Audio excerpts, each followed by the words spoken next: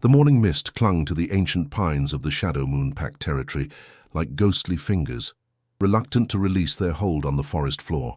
Ilara wiped the sweat from her brow as she finished hanging the last of the linens on the washing line behind the pack house.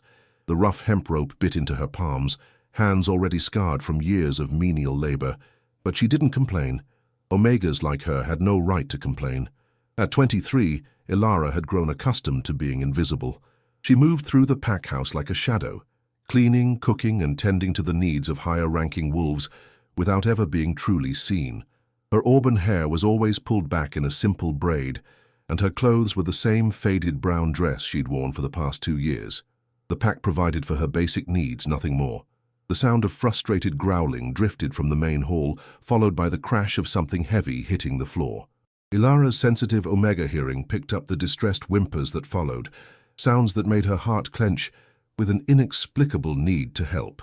"That boy is hopeless," muttered Beta Marcus as he stormed past her, his face twisted with irritation. 5 years old and still won't speak a word. The Alpha's patience is wearing thin. Ilara's steps faltered. Everyone in the pack knew about little Kieran, Alpha Demon's son. The boy had never spoken, never shifted, never shown any of the typical signs of a healthy werewolf pup. Some whispered that he was cursed, others that he was simply defective. But Ilara had seen him from a distance during pack gatherings, the way his intelligent green eyes tracked movement, how he seemed to understand everything around him even if he couldn't express it. Another crash echoed from the hall, followed by Alpha Demon's deep, commanding voice, raised in frustration. "Kieran, you need to try. The tutors are here to help you." Ilara found herself moving toward the sound before she could stop herself. Through the partially open door, she could see the aftermath of what must have been a lesson gone wrong. Books were scattered across the floor, a wooden chair lay overturned, and in the center of the chaos sat a small boy with dark hair and his father's striking features. Kieran sat rigid in the middle of the room, his hands pressed firmly over his ears, rocking slightly back and forth. His eyes were squeezed shut, and small whimpers escaped his lips, the only sounds anyone had ever heard him make. Alpha Demon stood nearby, his powerful frame tense with barely controlled frustration. At 35, he was in his prime, with jet-black hair and piercing green eyes that could command respect from any wolf in the territory. But right now, those eyes held something Ilara had never seen in them before: defeat. "Perhaps we should try a different approach, Alpha," suggested one of the tutors, an elderly beta woman with graying hair. "Some children develop at their own pace. He's 5 years old." Demon's voice boomed through the room, making Kieran flinch and rock harder. "The pack expects their future Alpha to at least be able to communicate. How can he lead if he won't even speak?" Ilara's heart broke watching the small boy's distress. Without thinking, she pushed the door open wider and stepped into the room. The movement caught everyone's attention, and suddenly all eyes were on her, including the Alpha's furious green gaze. "What are you doing here, Omega?" Demon's voice was low and dangerous. "This is none of your concern." Ilara's courage nearly failed her, but then Kieran opened his eyes and looked directly at her. In that moment, she saw something that made her stand straighter despite her trembling hands: recognition. The boy remembered her from somewhere, and more importantly, he wasn't afraid of her like he seemed to be of everyone else. I was just," she started, her voice barely above a whisper. "She was just leaving," Demon finished coldly. "Return to your duties, Omega. This doesn't concern the hired help." But as Ilara turned to go, something extraordinary happened. Kieran stopped rocking. He removed his hands from his ears and pointed directly at her, a soft whimper escaping his lips. But this time it sounded almost like he was trying to say something. The room fell silent. Even Demon stared in shock as his son, who had never shown interest in anyone before, continued to point at the lowly Omega standing in his doorway. Thaisi Masando Chapter 2, An Unexpected Connection. "Did you see that?" whispered the tutor, her voice filled with amazement. "He's never responded to anyone like that before." Demon's eyes narrowed as he studied his son, then shifted his gaze to Ilara. "What did you do to him?" His tone was accusatory, protective instincts flaring. "Nothing, Alpha. I swear, I've never even spoken to him." Ilara's voice trembled, but she didn't step away. Something about Kieran's reaction kept her rooted in place. Kieran made another soft sound, this one more insistent. He stood up on unsteady legs and took a tentative step toward Ilara, his small hand still outstretched. His green eyes, so much like his father's, were focused entirely on her face. "Impossible," Demon muttered. But Ilara could hear the wonder creeping into his voice despite his skepticism. The elderly tutor, Mrs. Whitmore, stepped forward cautiously. "Alpha, perhaps we should see what happens if the Omega stays. Kieran has never shown this kind of interest in interacting with anyone." "Absolutely not." Demon's response was immediate and firm. "I won't have some random Omega experimenting on my son." But Kieran had already made his choice. The little boy walked directly to Ilara, and to everyone's shock, reached up and tugged gently on her faded brown skirt. When she looked down at him, he tilted his head and made a questioning sound. Still not words, but unmistakably an attempt at communication. Ilara's heart melted. Slowly, carefully, she crouched down to his level, making herself as non-threatening as possible. "Hello there," she said softly, her voice taking on the gentle tone she used when talking to injured animals she sometimes found in the forest. Kieran studied her face intently, then did something that made everyone in the room gasp. He smiled. It was small and tentative, but it was genuine. The first smile anyone had seen from him in months. "How is this possible?" Demon demanded, though his anger was beginning to give way to curiosity. "You're just a cleaning Omega. What makes you so special?" Ilara bristled slightly at his dismissive tone but kept her focus on Kieran. "Maybe it's because I'm not expecting anything from him," she replied quietly, surprising herself with her boldness.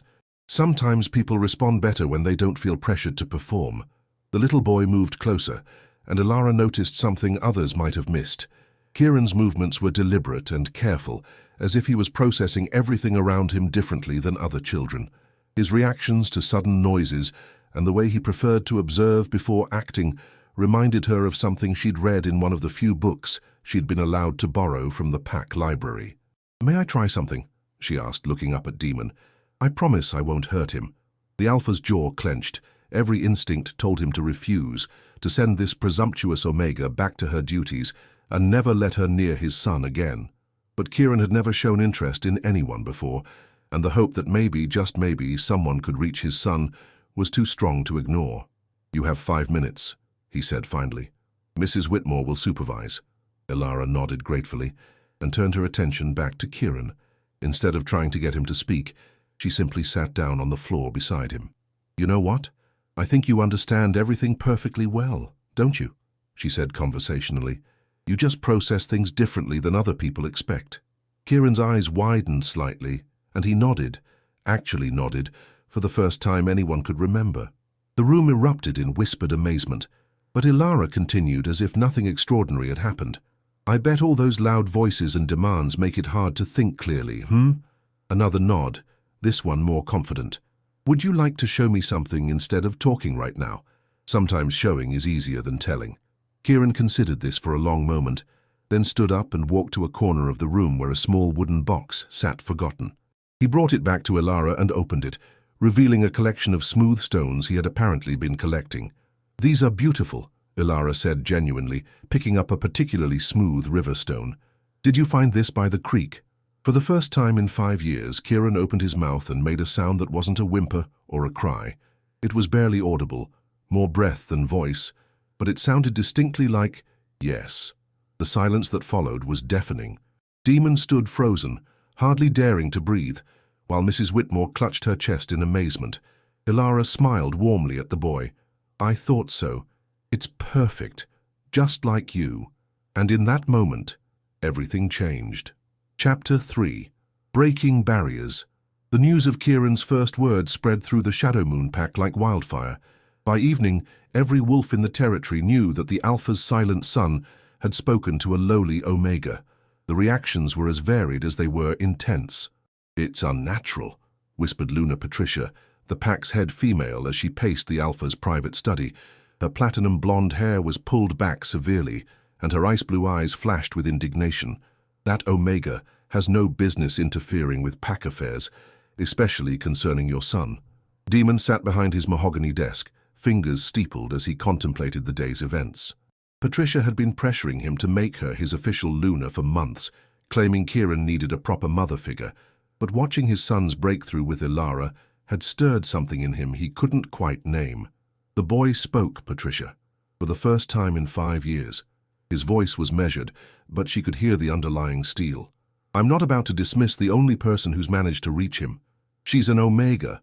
Patricia's composure cracked slightly. What could she possibly understand about raising a future Alpha? Kieran needs structure, discipline, proper training, not coddling from some soft-hearted servant. Before Demon could respond, a soft knock interrupted them. Come in, he called, expecting his beta, or perhaps Mrs. Whitmore, with an update on Kieran's evening routine. Instead, Ilara stepped into the room, her cheeks flushed from running. She clutched a small leather-bound journal against her chest, and her usual timid demeanor was replaced by something that looked almost like determination. Alpha, I'm sorry to interrupt, but I needed to speak with you about Kieran. She glanced nervously at Patricia, who was staring at her with barely concealed hostility. How dare you enter the Alpha's private study without permission? Patricia snapped. Know your place, Omega. Ilara flinched but stood her ground. I know my place, Luna Patricia, but Kieran's well-being is more important than protocol right now. The use of the title Luna, which Patricia hadn't officially earned, made the woman's eyes flash dangerously, but Demon raised a hand for silence. What about my son? He asked, leaning forward with interest. Ilara opened the journal, revealing pages covered in careful handwriting and detailed sketches. After this afternoon, I spent some time in the Pack Library researching. I think I understand what might be different about Kieran and why traditional teaching methods haven't worked. She approached the desk cautiously, placing the journal where Demon could see it. The pages showed detailed notes about sensory processing, communication disorders, and alternative learning approaches. I believe Kieran experiences the world differently than most wolves, Ilara continued, her voice growing stronger with each word. The loud voices, sudden demands, and crowded spaces overwhelm his senses, but when given time and space to process things at his own pace, he's incredibly intelligent and aware. Demon studied the notes, his expression unreadable. You think there's something wrong with him? No! Ilara's response was immediate and fierce. There's nothing wrong with him at all. His mind just works differently, and that could actually be a strength. Some of the greatest leaders in history were neurodivergent. They saw solutions others missed because they thought outside conventional patterns. Patricia scoffed. Ridiculous. The boy is clearly defective, and you're just enabling his weakness. The journal slammed shut as Demon's hand came down hard on the desk. Both women jumped, and the Alpha's power filled the room like a living thing. Watch your tongue, Patricia, he growled, his eyes flashing gold. That's my son you're talking about. Ilara felt a surge of unexpected warmth at the protective fury in his voice. Despite his harsh exterior, Demon truly loved his child.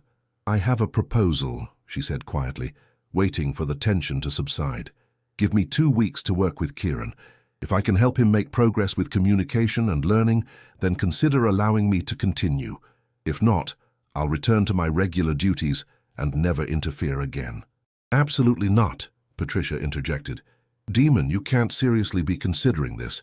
But the Alpha was studying Ilara with new eyes, seeing something he'd missed before. The determination in her stance, the intelligence behind her quiet exterior, and most importantly, the genuine care she showed for his son. What do you want in return? He asked. The question caught Ilara off guard. She'd expected immediate rejection, not negotiation. Nothing, Alpha. Just the chance to help Kieran reach his potential. Everyone wants something, Demon pressed. Better quarters, more food, higher status. Ilara shook her head. I want to help him because he deserves to be understood and appreciated for who he is, not changed into what others expect him to be.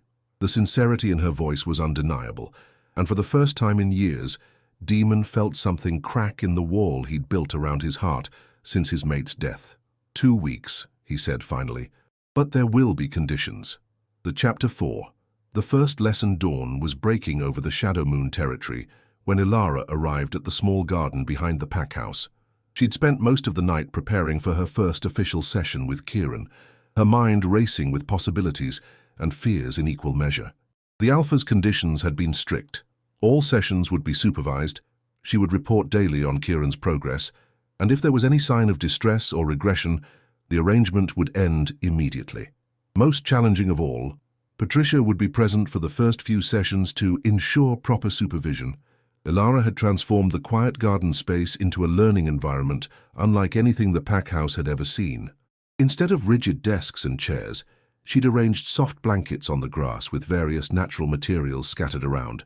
Smooth stones, pieces of different textured bark, flowers with distinct scents, and even a small bowl of stream water.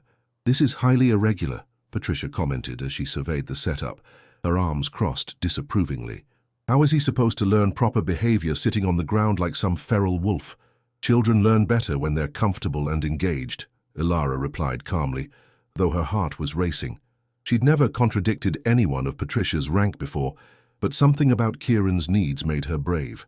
The sound of approaching footsteps made both women turn. Demon walked toward them carrying Kieran, who had his face buried against his father's shoulder. The little boy's posture was tense, and Ilara could see his small hands pressed against his ears. "He had a difficult morning," Demon explained, his voice softer than Ilara had ever heard it. The packed children were playing loudly near his room, and it seemed to overwhelm him. Ilara's heart ached seeing Kieran's distress. "May I?" she asked, approaching slowly with her hands visible. Demon hesitated for a moment, then carefully transferred his son to the blanket. Kieran immediately curled into a small ball, still covering his ears. Instead of trying to get his attention directly, Ilara sat nearby and began sorting the smooth stones by size, humming a soft, wordless melody. The sound was barely audible, more of a vibration than actual music, but it seemed to have an immediate calming effect. Patricia opened her mouth to object to what she saw as a waste of time, but Demon silenced her with a look. Slowly, Kieran's hands lowered from his ears. His eyes opened and focused on Ilara's hands as she continued her sorting task. After several minutes, he uncurled slightly and reached for one of the stones. "Good choice," Ilara said quietly, not looking directly at him but acknowledging his action. "That one has interesting ridges on it. It feels different from the others." Kieran examined the stone carefully, running his small fingers over its surface. Then, surprising everyone, he picked up another stone and began comparing them. "He's categorizing them," Demon observed, wonder creeping into his voice. "He's never shown interest in organizing anything before. He's always been capable of it," Ilara explained gently. "He just needed the right environment and materials that interested him." Over the next hour, Kieran gradually became more engaged. He sorted stones, compared textures, and even attempted to stack them in small towers. When he successfully balanced 3 stones, he looked directly at Ilara with what could only be described as pride.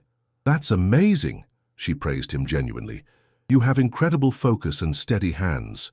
Kieran's smile was radiant, and for the first time, he made an intentional sound, a small of satisfaction.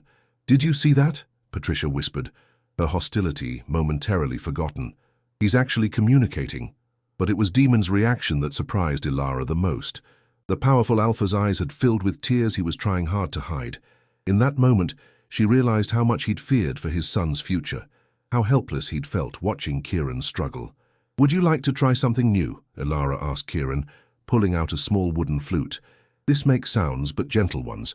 She played a few soft notes, and Kieran's eyes lit up with interest. He reached for the instrument eagerly. "Be careful," Patricia started to warn, but Ilara shook her head. "Let him explore. The worst that can happen is he makes noise, and noise isn't dangerous." Kieran examined the flute with the same careful attention he'd given the stones, then tentatively blew into it. The sound was breathy and imperfect, but it was intentional, another form of communication. "Music," he whispered, so softly that only Ilara heard him. It was his second word, and he'd chosen to share it with her alone. As the session ended and Demon carried a content, sleepy Kieran back to the pack house, he paused beside Ilara. "Thank you," he said simply, but the depth of gratitude in his voice spoke volumes. Watching them walk away, Ilara felt something she'd never experienced before, a sense of purpose that went beyond mere survival. For the first time in her life, she wasn't just an omega serving others' needs. She was making a real difference. But as Patricia's calculating gaze lingered on her, Ilara couldn't shake the feeling that her biggest challenges were yet to come. Chapter 5. Unexpected Allies. 3 days into the trial period, word of Kieran's progress had reached the neighboring packs. Elder wolves who had dismissed the boy as defective now spoke in hushed tones about the miracle Omega who had unlocked the Alpha's son's potential. But not everyone was pleased with this development. "You're making a mistake, Demon," growled Beta Marcus as he paced the Alpha's office like a caged animal. His weathered face was etched with concern and barely concealed jealousy. The other pack leaders are starting to talk. They're saying you've gone soft, allowing a mere Omega to influence pack decisions. Demon barely looked up from the reports spread across his desk, detailed notes Ilara had been providing about Kieran's daily progress. Each page revealed new discoveries about his son's remarkable mind, and the Alpha found himself eagerly anticipating these updates. "Let them talk," Demon replied coolly. "My son has spoken more words in 3 days than in his entire life. Results speak louder than gossip." "But at what cost?" Marcus slammed his fist on the desk, making the papers flutter. "You're elevating an Omega above her station. The pack hierarchy exists for a reason. The only thing I care about is what's best for my son."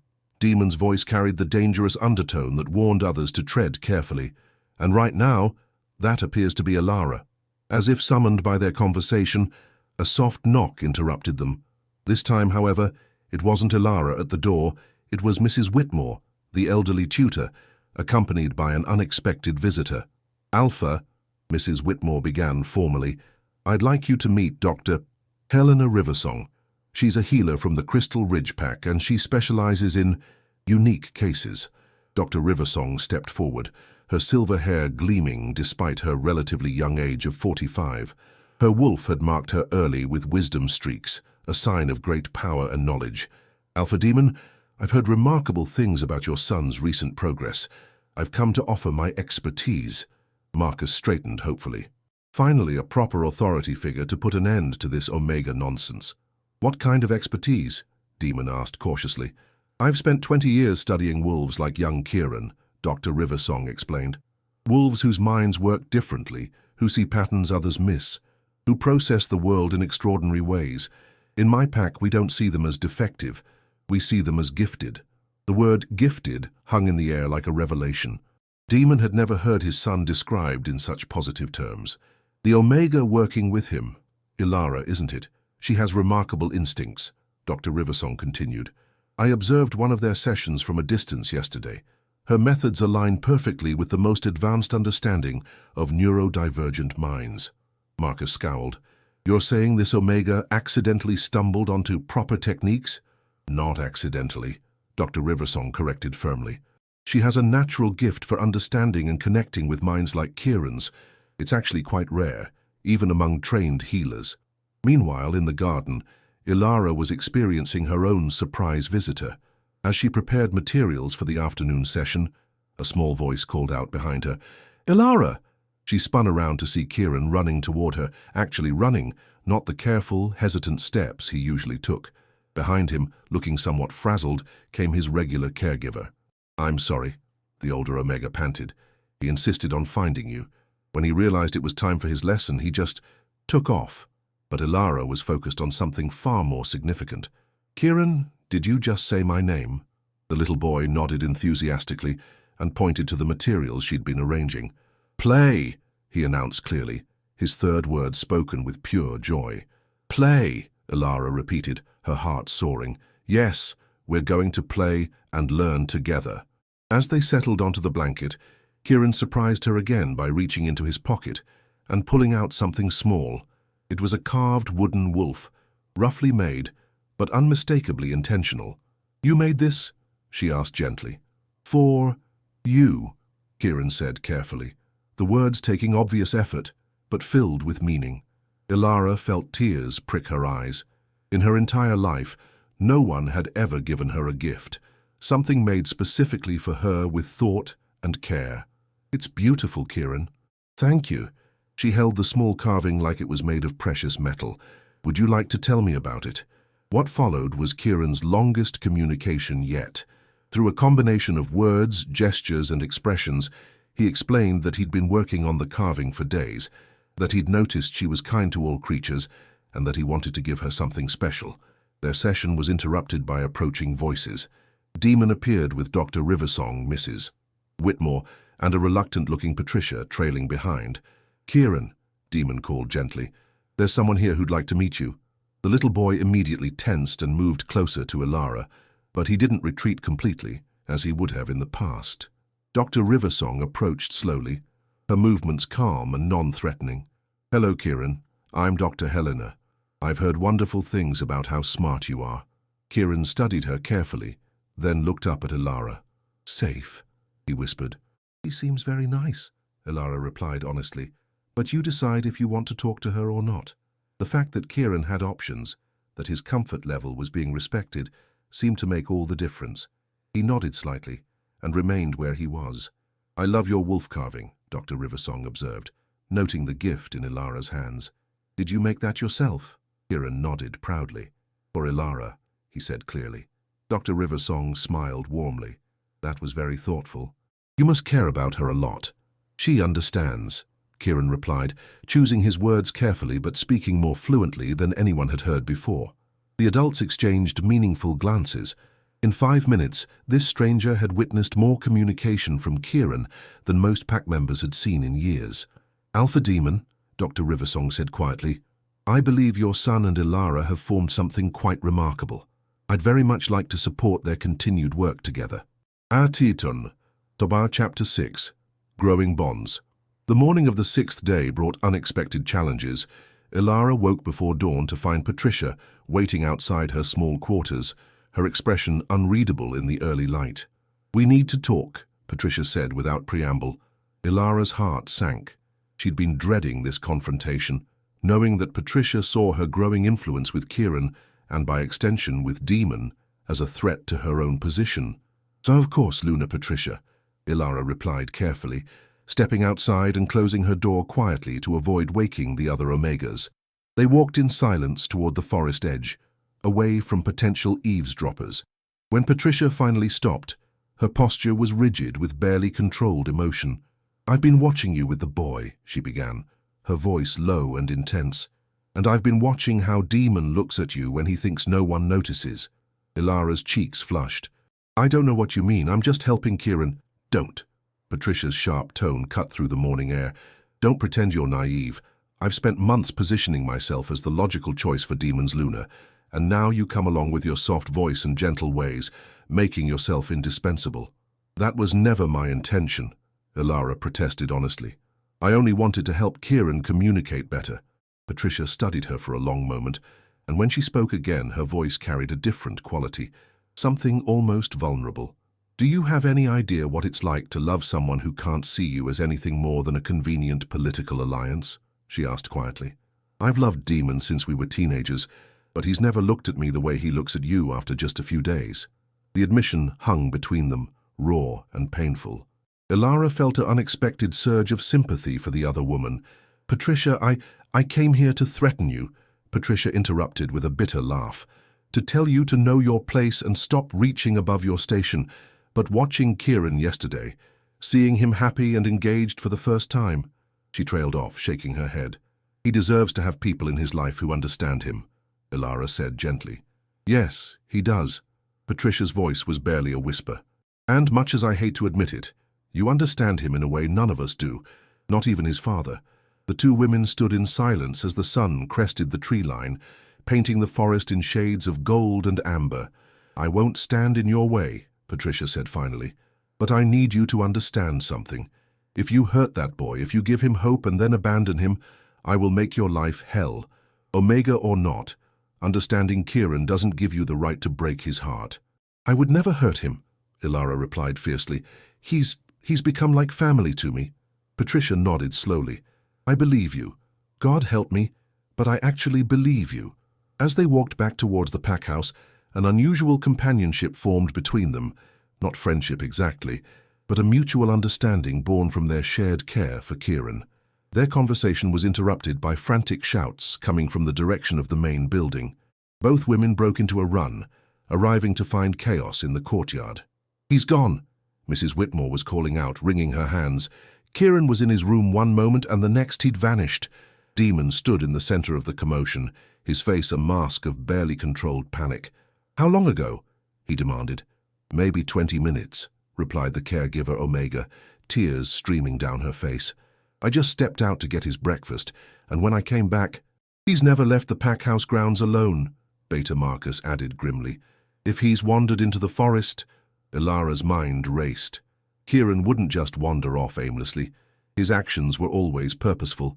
even if others didn't immediately understand the purpose. "Wait," she called out, causing all heads to turn toward her. "Did anyone check if anything is missing from his room? His favorite things?" Demon's eyes widened with understanding, and they all rushed to Kieran's bedroom. A quick search revealed that his small collection of stones was gone, along with the wooden flute Ilara had introduced him to. "He's not lost," Ilara said with sudden certainty.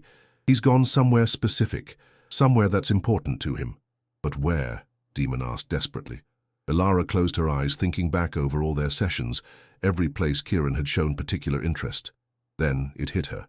"The creek," she said suddenly, "where he found his favorite stones. He's been fascinated by the way the water sounds, how it flows around the rocks. If he needed a quiet place to think..." Without waiting for permission, she took off running toward the stream that wound through the forest behind the pack territory.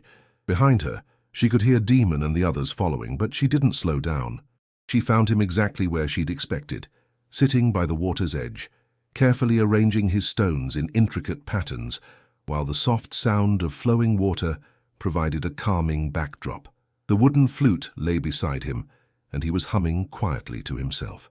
"Kieran," she called softly, not wanting to startle him. He looked up with a bright smile, completely unaware of the panic he'd caused. "Ilara, listen," he said, pointing to the water. "Music." As the others arrived, breathing hard from the run, Kieran seemed genuinely surprised by all the attention. In his mind, he'd simply gone to a place that made sense, where he could think and arrange his thoughts, literally and figuratively. "Son," Demon said, his voice thick with relief as he gathered Kieran into his arms. "You scared us. You can't just leave without telling anyone." "Sorry, Papa," Kieran replied, the word Papa causing Demon to freeze in shock.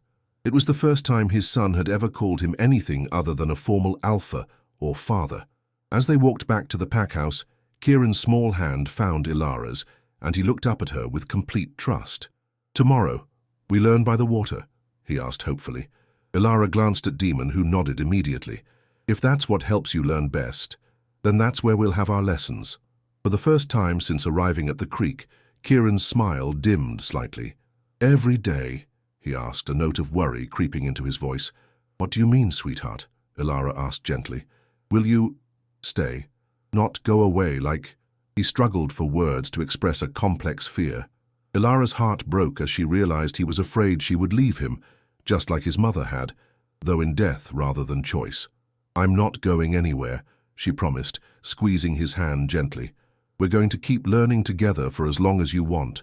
Over Kieran's head, her eyes met Demon's, and she saw her own emotions reflected there, a growing bond that was becoming impossible to ignore. Chapter 7. The Challenge. The celebration of Kieran's breakthrough was short-lived.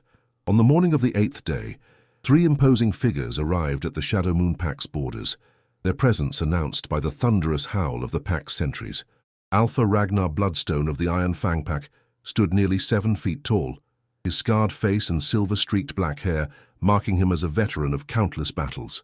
Flanking him were Alpha Cassius Nightfall from the Crimson Moon Pack and Alpha Victor Steelclaw of the Mountain Ridge Pack, 3 of the most powerful leaders in the Northern Territories. Demon met them in the Great Hall, his own commanding presence filling the space as he faced his unexpected visitors. The tension was palpable as the 4 alphas sized each other up, years of political maneuvering and territorial disputes simmering beneath the surface of forced civility. "Demon," Ragnar spoke first, his voice like grinding stone, "we've come to discuss certain concerns about your pack's recent developments." "Have you?" Demon's tone remained perfectly neutral, though his eyes held a warning. "And what developments might those be?" Cassius stepped forward, his pale features twisted with disdain. "The rumors spreading throughout the territories about your son and some Omega who's supposedly fixing him. It's causing unrest among our packs." "Unrest?" Demon's eyebrow rose dangerously. "Because my son is learning to communicate." "Because," Victor interjected harshly, "you're allowing a lowly Omega to influence pack hierarchy and decision-making. It sets a dangerous precedent that threatens the natural order we've maintained for centuries." Through the partially open doors, Ilara could hear every word as she went about her morning duties in the adjacent hallway. Her hands trembled as she realized the magnitude of what her work with Kieran had unleashed. "Furthermore," Ragnar continued, "there are questions about the boy's fitness to inherit your position." A future alpha who requires special handling from an omega hardly inspires confidence in potential alliances. The temperature in the room seemed to drop as Demon's power flared, pressing against the visiting alphas like a physical force. "You dare question my son's worthiness? We question your judgment," Cassius replied boldly, "which is why we're here to issue a formal challenge." The words hit the hall like lightning. A formal challenge between alphas was serious business. It could result in the loss of territory, pack members, or even death. "What kind of challenge?" Demon asked, his voice deadly quiet. Victor smiled coldly. "A simple test of your son's capabilities. If he truly is fit to be your heir, he should be able to demonstrate basic alpha qualities without the crutch of his omega handler." "He's 5 years old," Demon snarled. "Old enough to show promise," Ragnar countered. "Bring him before the gathered packs in 3 days' time. Let him prove he can communicate and lead without the Omega's intervention.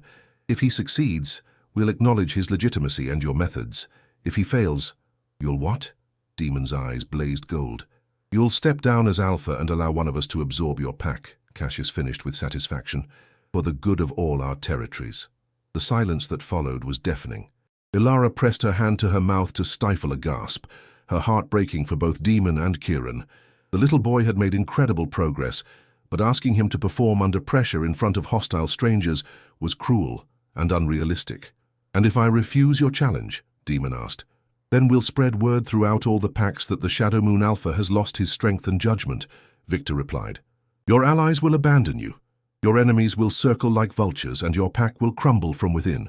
Before Demon could respond, an unexpected voice cut through the tension. "I accept." All heads turned to see Kieran standing in the doorway, his small hand clasped tightly in Ilara's.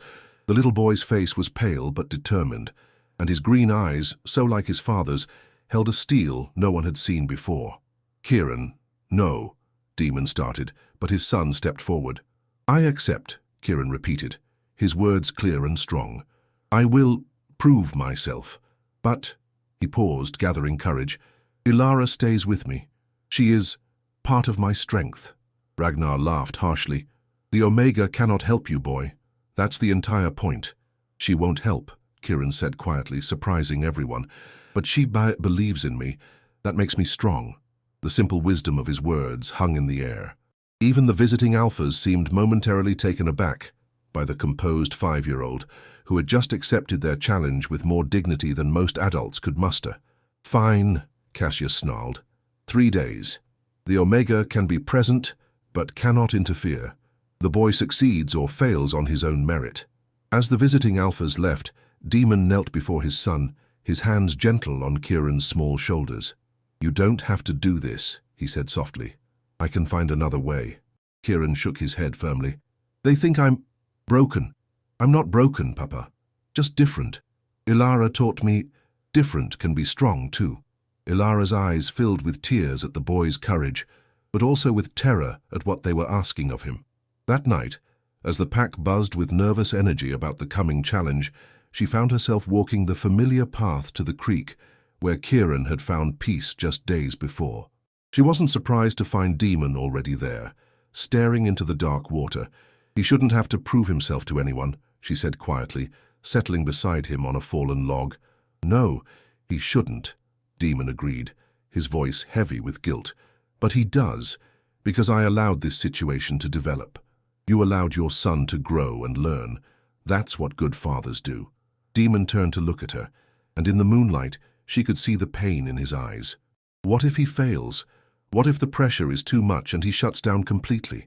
"Then we'll figure out what comes next," Ilara replied firmly. "But Kieran is stronger than any of us realized. He's already proven that." "How can you be so calm about this?" Ilara was quiet for a long moment. "Because 3 weeks ago, Kieran had never spoken a word. Today he accepted a challenge from 3 alpha wolves and spoke about finding strength in what makes him different. That little boy has already exceeded every expectation. No matter what happens in 3 days, he's already won." Demon reached for her hand, their fingers intertwining naturally. "What did I do to deserve you in our lives?" The question was soft, vulnerable, and it made Ilara's heart race. "You loved your son enough to let someone else help him when you couldn't. That takes incredible strength and humility." As they sat together in the peaceful darkness, Both of them knew that everything would change in 3 days, for better or for worse. Chapter 8. Preparing for Battle. The next 2 days passed in a blur of preparation and growing anxiety. Word of the challenge had spread throughout the pack like wildfire, dividing opinion between those who supported Kieran and those who feared the consequences of his potential failure. Dr. Riversong had remained at the pack house, working closely with Elara to develop strategies that would help Kieran succeed without appearing to receive direct assistance. The elderly healer's presence provided a measure of comfort, but everyone knew that ultimately the 5-year-old would have to face this trial largely alone. The key, Dr. Riversong explained to Elara as they worked in the garden, is to help Kieran understand that this challenge isn't about performing tricks for these alphas. It's about showing them who he really is. Elara nodded, though her stomach churned with worry. But what if his natural responses aren't what they're expecting? What if they see his need for processing time as weakness? Then they'll be fools, came Demon's voice from behind them.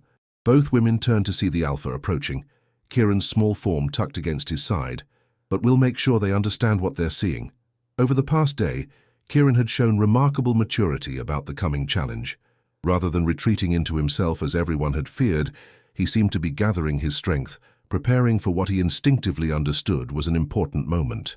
Elara, Kieran said as he settled beside her, will you tell me again about the different kinds of strength?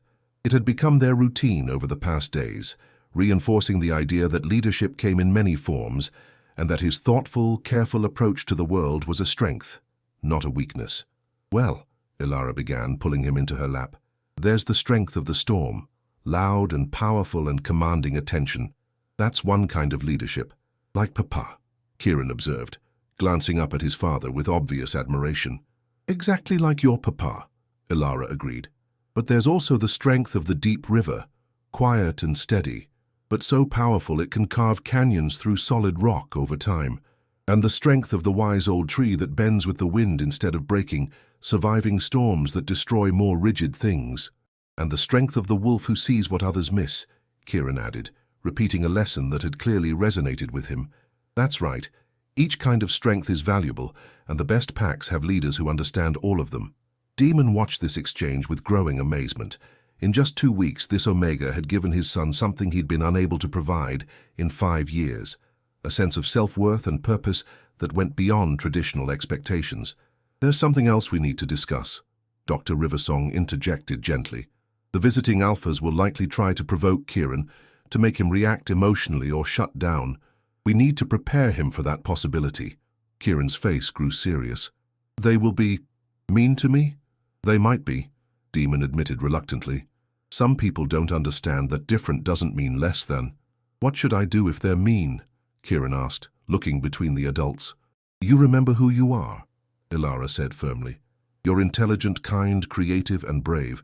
Their words can't change that truth. And you remember that you're not alone, Demon added, his voice thick with emotion. Even if I can't stand beside you during the challenge, you carry the love and support of everyone who believes in you. That evening, as the pack prepared for the arrival of what would likely be hundreds of wolves from the visiting territories, Elara found herself in the kitchen, preparing what might be her last meal in the Shadow Moon pack house. If Kieran failed the challenge tomorrow, everything would change. She was surprised to find Patricia there, quietly kneading bread dough with unusual intensity. Can't sleep either, Patricia asked without looking up. Too nervous, Elara admitted, beginning to clean the dishes that had accumulated throughout the day. They worked in comfortable silence for a while before Patricia spoke again. I owe you an apology. Elara paused in her scrubbing. For what? For seeing you as competition instead of recognizing what you really were. Exactly what Kieran needed. Patricia's voice was soft with regret. I was so focused on what I thought I deserved that I nearly stood in the way of something beautiful. You were protecting your feelings, that's understandable. Patricia laughed bitterly. I was being selfish and small-minded, but watching you with Kieran these past weeks, seeing how you put his needs before everything else, including your own safety, I realized that's what real love looks like. The kitchen fell quiet except for the sound of water and the rhythmic kneading of dough. He loves you, you know, Patricia said suddenly. Demon. It's written all over his face when he looks at you. Elara's cheeks flushed. He's grateful for Kieran's progress, That's natural. No, it's more than that. Patricia shaped the dough into loaves with practiced efficiency. I've loved him since we were teenagers, so I know what pining looks like. And I know what it looks like when someone loves him back, even if they're too scared to admit it. Before Ilara could respond, the sound of approaching footsteps interrupted them. Demon appeared in the doorway, his hair disheveled and his clothes wrinkled, clear signs he'd been lying awake worrying. "I couldn't sleep," he said simply. "Thought I might find some warm milk for Kieran. He's been tossing and turning." "I'll get it," Ilara offered immediately, but Demon shook his head. "Stay, please. Your presence calms him better than anything else." As they walked together toward Kieran's room, Ilara felt the weight of tomorrow pressing down on all of them. Everything they'd built together, Kieran's progress, the growing bonds between them all, even her place in the pack, hung in the balance. They found Kieran sitting up in his small bed, clutching the wooden wolf he'd carved for Ilara. His eyes were bright with unshed tears, but his face showed determination. "I'm scared," he admitted as they settled beside him. "But I'm ready too." Demon gathered his son into his arms, while Ilara sat close enough that Kieran could hold her hand. "Whatever happens tomorrow," Demon said softly, "I'm proud of who you are. Not because of what you can or can't do, but because of the brave, kind, intelligent person you've become. And no matter what those other alphas say," Ilara added, "you've already proven that being different can be a superpower. You've taught an entire pack that leadership comes in many forms." Kieran nodded solemnly, then surprised them both by speaking with clear conviction. "Tomorrow I'll show them that Shadow Moon Pack is strong because we take care of each other. That's what real alphas do." As they tucked him back into bed and he finally drifted off to sleep, both adults knew that whatever happened in the morning, this remarkable little boy had already changed everything. Chapter 9. The Test of Truth. Dawn broke grey and ominous over the Shadow Moon territory as hundreds of wolves gathered in the great clearing that served as the pack's ceremonial ground. Representatives from dozens of packs had arrived throughout the night, drawn by word of the unprecedented challenge. The air thrummed with tension and barely contained power as alphas, betas, and their retinues arranged themselves in a vast circle around the central space. Ilara stood at the edge of the crowd, her heart hammering against her ribs as she watched the preparations. She wore her best dress, a simple blue garment that Patricia had quietly left outside her door that morning with a note, "For luck. He'll need to see your strength today."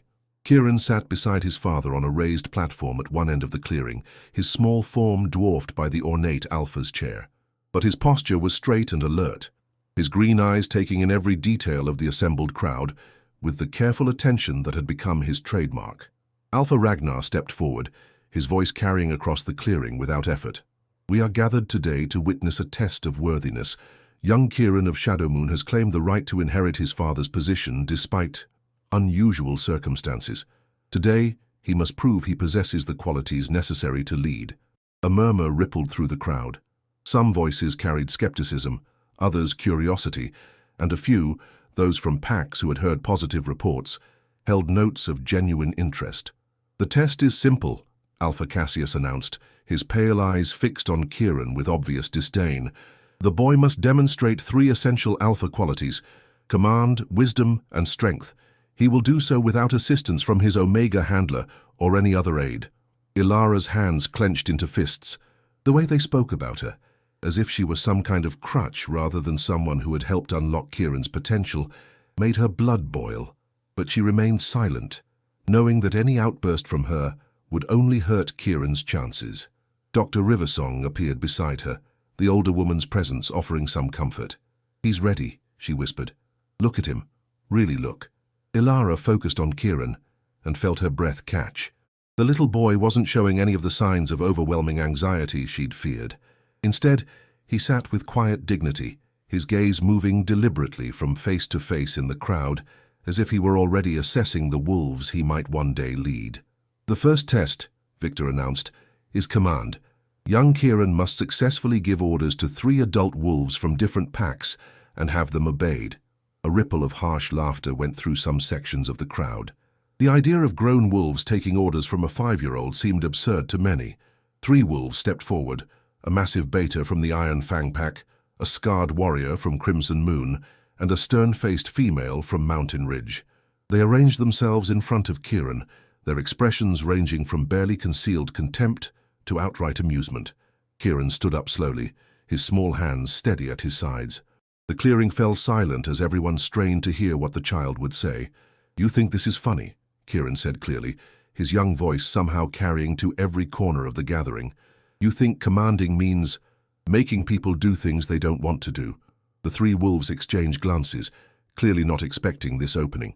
"But real leadership," Kieran continued, walking down from the platform with measured steps, "means understanding what people need and helping them do their best." He stopped in front of the Iron Fang Beta, a mountain of a man with graying hair and battle scars crisscrossing his arms. "You're tired," Kieran observed quietly. "Your shoulder hurts from an old injury, and you've been standing too long trying to look strong for your alpha." The Beta's eyes widened in surprise. The boy was right. An old war wound had been aching all morning, but he'd hidden it well, or so he'd thought. "I'm not going to order you to do something that hurts," Kieran said with simple compassion. "Instead, I ask you, please sit down and rest your shoulder. You've earned the right to be comfortable."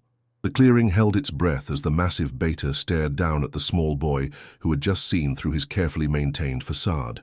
Slowly, almost against his will, the warrior found himself lowering to one knee, then settling into a more comfortable position.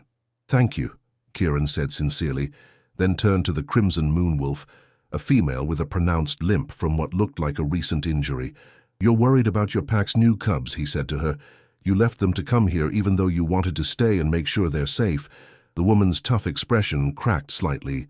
"How could you possibly know that?" "You keep looking toward the east where your territory is," Kieran explained patiently. "And you smell like milk and baby powder. New mother wolves always worry when they have to leave their cubs." He paused, then spoke with surprising authority for a 5-year-old. "Your alpha brought you here to show strength, but real strength is knowing when your people need you elsewhere. I ask you, please return to your cubs. Tell your alpha that Kieran of Shadowmoon says a pack's future is more important than politics." The woman stood frozen for a moment, then did something no one expected. She bowed her head respectfully to the small boy. "I thank you, young alpha. I will remember your wisdom." As she walked away, headed back toward her own territory, a buzz of amazed conversation swept through the crowd. Kieran turned to the final wolf, the Mountain Ridge female who had been watching the proceedings with growing respect. "You don't want to be here either," he said gently, "but not because of family obligations. You're here because someone has to be, and you always volunteer for the difficult duties." The woman nodded slowly, recognizing the truth in his words. "I won't ask you to leave, because I know you'll stay no matter what," Kieran continued. "Instead, I ask you to help me with something important. When you go back to your pack, will you tell them what you saw here today? Not just my words, but how I tried to understand what each of you needed instead of just demanding obedience." "I will," she promised, and her voice carried genuine admiration. Alpha Ragnar stepped forward, his expression thoughtful rather than dismissive. "The first test is satisfied, though not in the manner any of us expected." Kieran returned to the platform, where Demon waited with barely concealed pride and amazement. In the crowd, Ilara felt tears of joy streaming down her face.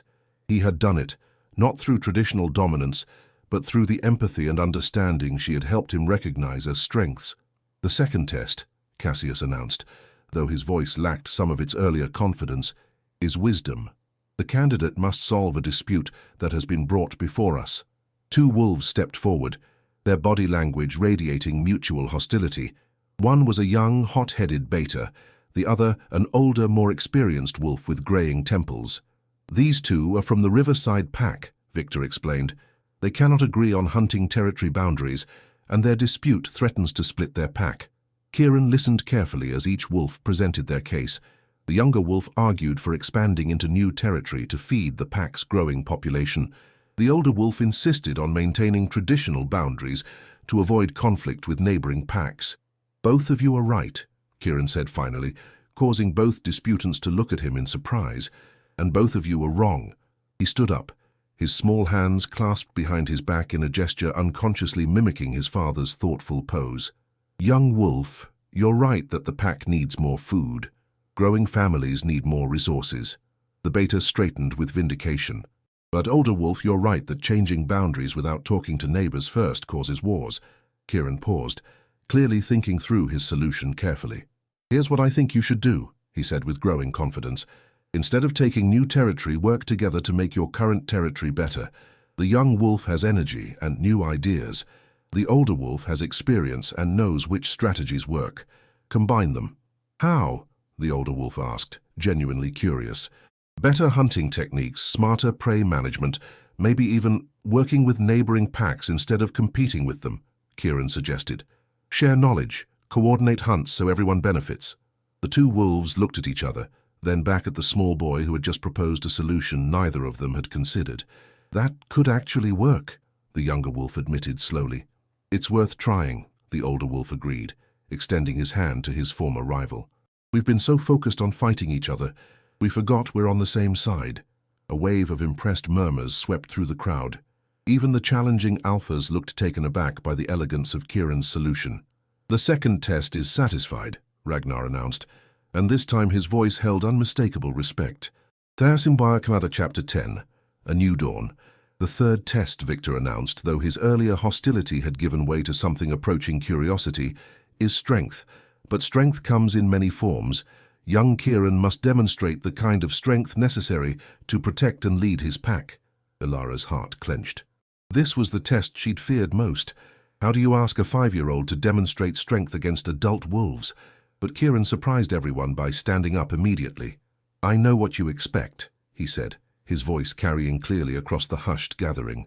You want me to fight someone, or show how loud I can roar or make my wolf form appear?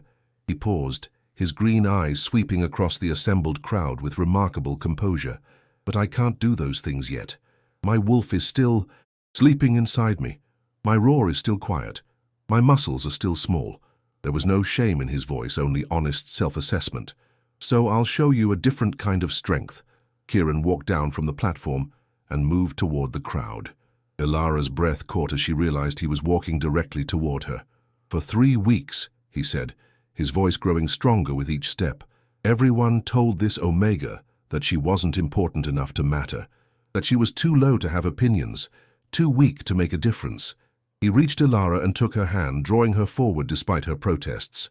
But she saw something in me that no one else could see, and when 3 of the most powerful alphas in all the territories came to tell her she was wrong, Kieran's voice rang with pride and defiance. She didn't back down. She didn't apologize for helping me. She stood by what she believed was right. Ilara tried to step back, terrified of drawing more attention to herself, but Kieran held her hand firmly. That's strength, he declared, looking directly at the 3 challenging alphas.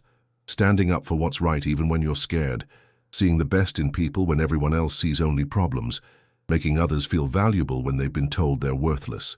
The crowd was completely silent now, hanging on every word from the remarkable 5-year-old. But there's more, Kieran continued, turning to face his father.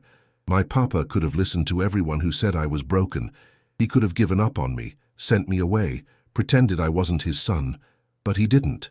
Demon stood frozen, tears streaming down his face as his son spoke. Even when he didn't understand me, he kept believing in me.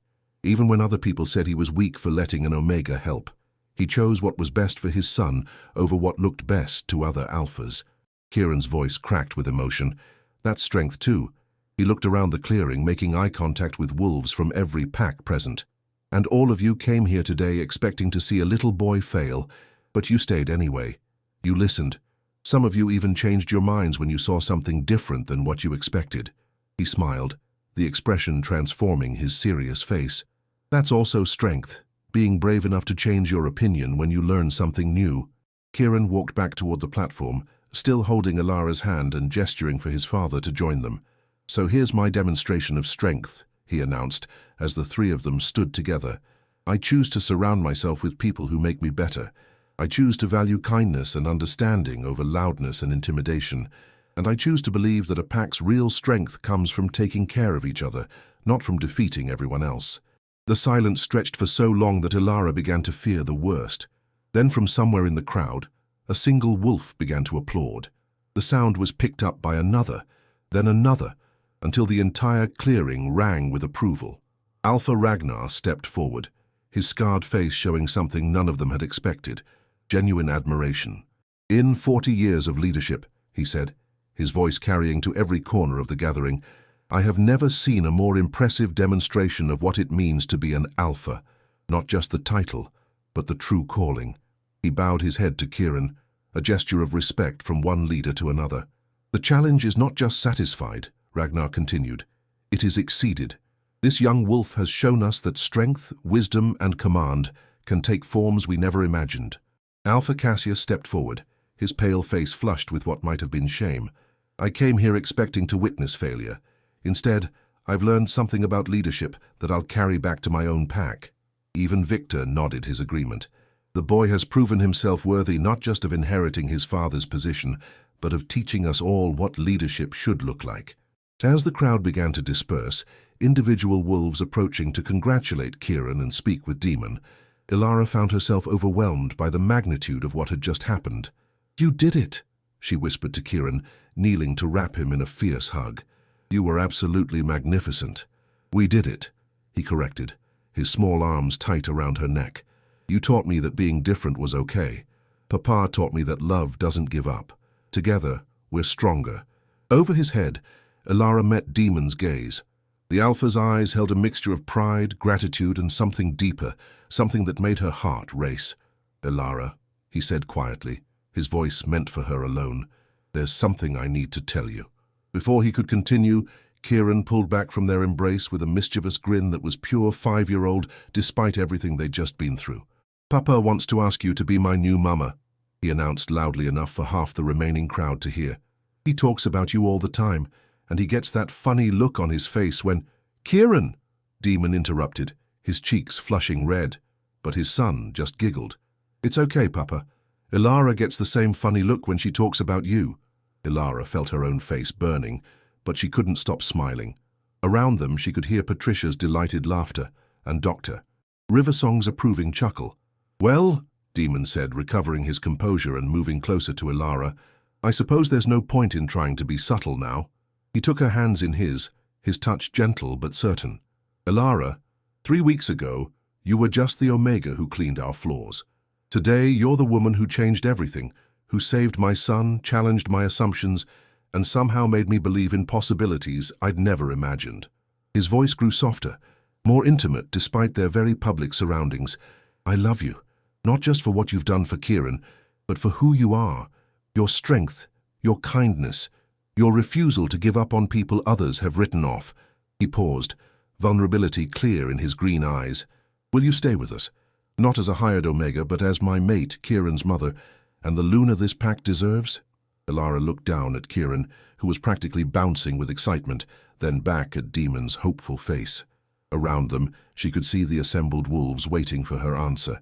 Patricia nodding encouragingly, Dr. Riversong beaming with pride, even Beta Marcus looking pleased with the development. "Yes," she whispered, then louder, "Yes, of course, yes." As Demon swept her into his arms and Kieran cheered with delight, Ilara marveled at how much her life had changed. 3 weeks ago, she had been invisible, insignificant, just another Omega serving others' needs. Today, she was exactly where she belonged, at the heart of a family that saw her worth, in a pack that valued her contributions, surrounded by love she'd never dared dream possible. And it had all started with a little boy who just needed someone to understand that different didn't mean broken. It meant extraordinary. 6 months later, at the celebration of Kieran's 6th birthday, the newly mated Alpha and Luna of Shadow Moon Pack watched their son teach a group of visiting children how to build stone towers by the creek. His patient explanations and inclusive approach had every child in the group hanging on his words, regardless of their own pack rankings. "He's going to be an amazing Alpha someday," Ilara murmured, leaning into Demon's embrace. "He already is," Demon replied, pressing a kiss to her temple. "He just taught us all what that really means." As Kieran's laughter mixed with that of his new friends, echoing across the peaceful territory of a pack that had learned to value all kinds of strength, Ilara smiled. She had been just a lowly Omega, until she taught the Alpha's son to speak.